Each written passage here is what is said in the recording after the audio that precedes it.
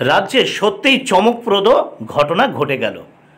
বহুদিন পরে, প্রায় 10 বছর পরে নতুন নোটিশ আসতে চলেছে এসএলএসটি শিক্ষক নিয়োগের। কিন্তু সেই নিয়োগের নোটিফিকেশনের বিরুদ্ধে কেস হয়ে গেল এবং সেই কেসে কি বলা হলো, যেন এখন নোটিফিকেশান না আসে, অর্থাৎ এই নতুন নোটিফিকেশান এসএলএসটি শিক্ষক নিয়োগের নতুন নোটিফিকেশনের বিরুদ্ধে কেস হলো। এবং সেই কেসে কি হলো, আজ শুনানি ছিল। এখানে কি হয়েছে, নিয়োগ নোটিশে স্থগিতাদেশের আর্জি খারিজ।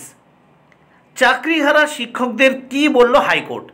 যে সমস্ত চাকরিহারা শিক্ষকরা এই কেস করেছিল, অর্থাৎ এই নোটিশের বিরুদ্ধে, নতুন যে নোটিশ 30শে মে আসতে চলেছে, সেই নোটিশের বিরুদ্ধেই আগেভাগে তারা কেস করে বসলো। কিন্তু এই কেস কিন্তু খারিজ হয়ে গেল। হাইকোর্ট থেকে এসএলএসটির নতুন বিজ্ঞপ্তি বের হতে চলেছে 30শে মে, সেই বিজ্ঞপ্তির বিরুদ্ধে যে কেস হয়েছিল সেই কেস কিন্তু খারিজ হয়ে গেল। নিয়োগ নোটিশে স্থগিতাদেশের আর্জি খারিজ।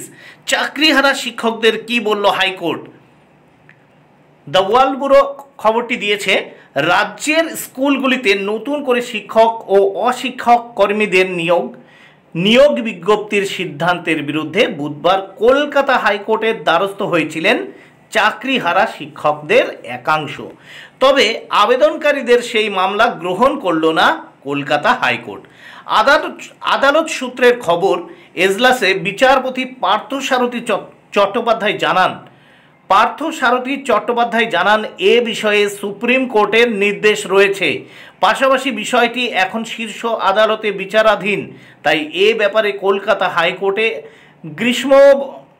গ্রীষ্মাবকাশকালীন, মানে এই গ্রীষ্মের ছুটিকালীন বা গ্রীষ্মাবকাশকালীন বেঞ্চ হস্তক্ষেপ করবে না। অর্থাৎ এই যে নিয়োগ প্রক্রিয়া চলবে, সামনে যে নোটিফিকেশান বের হবে, সেই নোটিফিকেশান বা নিয়োগে কোনো রকম হস্তক্ষেপ করবে না কলকাতা হাইকোর্ট, সেটাই কিন্তু আজ জানিয়ে দিল।